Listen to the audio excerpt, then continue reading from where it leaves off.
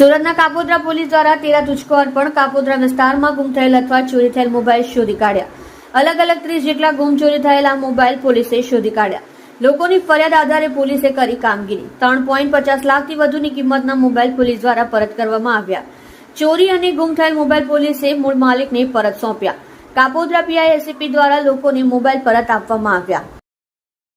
આપ જોઈ રહ્યા છો સોમવાર time news channel, bureau report, Surat.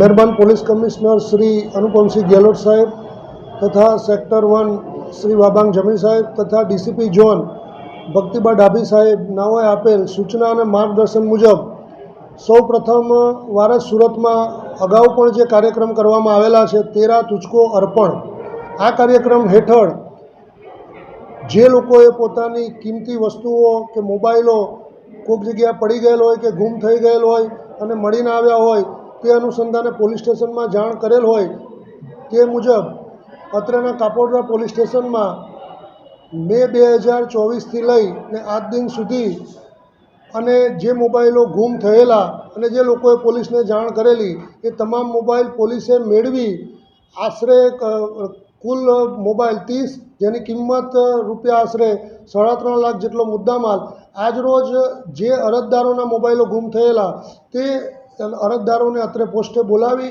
તેઓનો મુદ્દામાલની સોંપણી કરેલ છે અને એક સરાહનીય કામગીરી કરેલ છે। આ કામગીરીમાં કાપોદ્રા પોલીસ સ્ટેશનના પોલીસ ઇન્સ્પેક્ટર શ્રી એમ બી અવસુરા તથા second police inspector Shri Solanki તથા તેઓના ડિસ્ટાફના પીએસઆઈ શ્રી પંડ્યાજી તથા સર્વેલન્સ સ્ટાફના અન્ય પોલીસ કર્મચારીઓ અને અન્ય સ્ટાફના માણસોએ ખૂબ સરસ કામગીરી કરી છે અને પ્રજા અને પોલીસ વચ્ચે એક સેતુ બંધાય અને પ્રજા અને પોલીસમાં એક વિશ્વાસ બેસે અને પોલીસ એ પ્રજાનો સાચો મિત્ર છે એ દિશામાં એક સરાહનીય કામગીરી કરેલ છે, જેને હું બિરદાવું છું। જય હિન્દ, જય ભારત, જય જય ગરવી ગુજરાત।